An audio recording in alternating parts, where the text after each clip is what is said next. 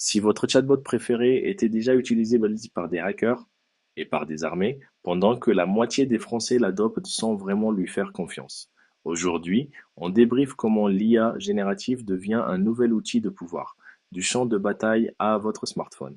Bienvenue dans le débrief IA en 10 minutes, votre rendez-vous 3 fois par semaine pour comprendre l'actualité de l'intelligence artificielle sans jargon. On est ensemble pour un tour d'horizon des 5 actus IA à ne surtout pas rater: cybersécurité, armée, explosion des usages en France, régulation européenne et impact business côté finance. Installez-vous, on démarre. On commence avec une info glaçante. Google a révélé que des hackers nord-coréens, le groupe UNC 2970, utilisent directement son modèle d'IA Gemini pour mener des cyberattaques. Concrètement, Gemini les aide à faire de la reconnaissance de cibles plus vite, automatiser certaines étapes d'attaque, monter des campagnes d'influence et même tenter d'extraire le modèle lui-même. Qu'est-ce que ça veut dire? D'abord, que les LLM ne sont plus seulement des outils de productivité, mais entrent clairement dans la boîte à outils des cybercriminels sponsorisés par des États. Au lieu de coder tout à la main ou d'écrire des mails de phishing un par un, ils délèguent une partie du travail à l'IA. Recherche d'infos, génération de textes crédibles, assistance technique. Pour les entreprises, ça change l'équation de la cybersécurité. Les attaques deviennent plus rapides, plus ciblées, plus crédibles. Les équipes sécurité doivent maintenant se préparer à des adversaires augmentés par l'IA et pas seulement à des scripts classiques. Côté régulation, ça pose aussi une question lourde. Comment limiter l'usage malveillant des modèles ouverts ou accessibles via API sans bloquer l'innovation? Restez bien jusqu'à la fin, parce qu'entre cette actu et celle sur l'armée française qui accélère sur l'IA, on voit clairement se dessiner une militarisation et une géopolitisation des LLM. Deuxième actu. Selon le Wall Street Journal, Claude, le modèle d'Anthropic, aurait été utilisé par l'armée américaine dans une opération au Venezuela via un partenariat avec Palantir Technologies. Problème.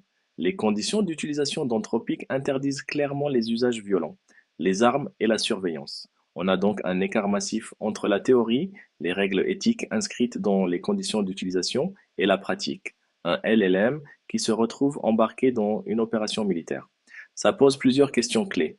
Jusqu'où les éditeurs peuvent-ils réellement contrôler les usages finaux de leurs modèles, surtout quand ils passent par des intégrateurs comme Palantir? Que se passe-t-il quand un gouvernement réclame un usage qui sort du cadre éthique défini par l'éditeur? Qui est responsable en cas de dérive? L'éditeur du modèle, l'intégrateur, le client public? Pour les entreprises et les DSI, c'est un signal fort.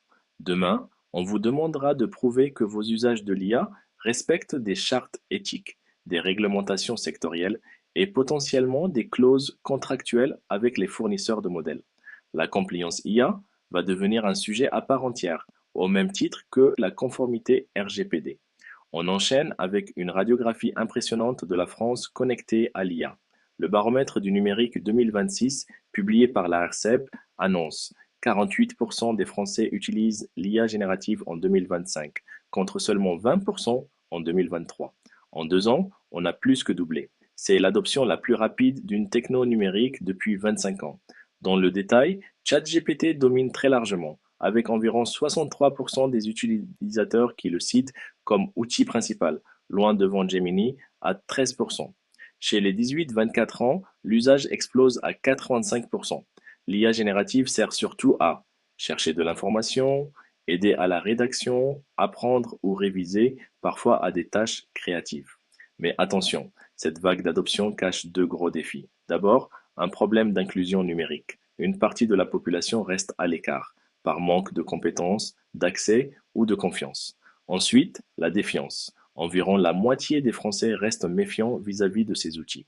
Pour les entreprises françaises, c'est un tournant. Vos clients, vos salariés, vos partenaires utilisent déjà l'IA au quotidien, souvent avec leur compte personnel. Ne pas proposer d'outils internes encadrés, c'est prendre le risque d'un shadow IT massif. Données sensibles, copier-coller dans des chatbots publics. Absence de gouvernance, incohérence des pratiques. Côté RH, ça veut aussi dire qu'il faut accélérer sur la formation.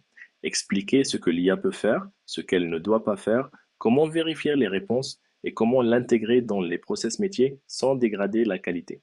Quatrième sujet, l'Europe sort les griffes face à Meta. La Commission européenne menace de prendre des mesures contre le groupe pour avoir bloqué sur WhatsApp des chatbots IA concurrents.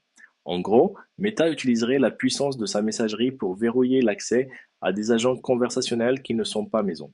On est en plein dans les enjeux de concurrence sur les plateformes. Si demain WhatsApp, Messenger ou Instagram ne laisse tourner que les bots IA de Meta, c'est tout un marché qui se retrouve captif. Pour les startups européennes de l'IA, l'accès à ces canaux est crucial. L'UE envoie ici un message clair. L'intelligence artificielle, ce n'est pas le Far West. Les règles antitrust et les textes comme le DMA ou l'AI Act vont être utilisés pour empêcher les géants de verrouiller les interfaces où l'on interagit avec les modèles. Si vous développez des solutions IA, partenariat ou intégration dans de grandes plateformes, surveillez de près ce type de dossier. Ils vont définir les marges de manœuvre possibles pour distribuer vos services. Et si vous êtes côté utilisateur, cette bataille détermine votre capacité à choisir vos outils au lieu de subir ceux imposés par une seule plateforme. Dernière actu, direction la finance avec Moody's, l'une des grandes agences de notation. Ces dirigeants ont rassuré les investisseurs sur les risques liés à l'IA tout en annonçant des prévisions optimistes pour 2026. Résultat, le titre a pris plus de 6%.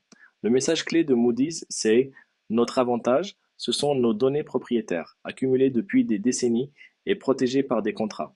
En clair, même avec des LLM publics de plus en plus puissants, si vous n'avez pas accès à des données de haute qualité, exclusives, vous restez derrière.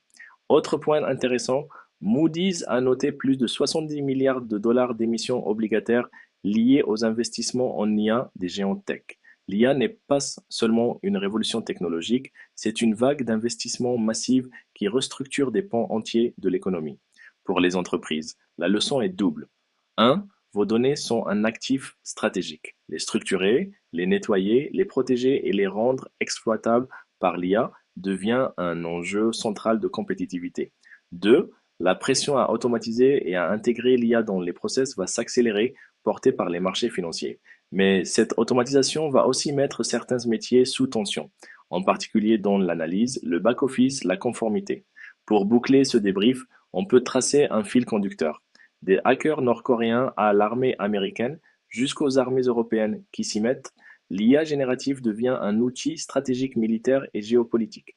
En France, elle s'installe dans le quotidien de près d'un Français sur deux, à une vitesse jamais vue, tout en creusant des écarts entre ceux qui maîtrisent et ceux qui restent sur le bas-côté. L'Europe essaie d'arbitrer le jeu en empêchant les plateformes de verrouiller l'accès aux chatbots pendant que les marchés financiers misent sur les acteurs qui savent valoriser des données propriétaires. Si vous êtes dirigeant, manager ou simplement curieux, le message est clair. L'IA n'est plus un sujet de veille lointaine, c'est un sujet de stratégie, de gouvernance et de risque. La question n'est plus faut-il y aller, mais comment y aller vite, bien et de manière responsable. Merci d'avoir suivi cet épisode du débrief IA en 10 minutes. Le rendez-vous est pris 3 fois par semaine, lundi, mercredi et vendredi à 10 heures. Si ce format vous aide à y voir plus clair dans le chaos de l'actu IA, abonnez-vous, laissez un like et partagez autour de vous. On se retrouve très vite pour un nouveau débrief.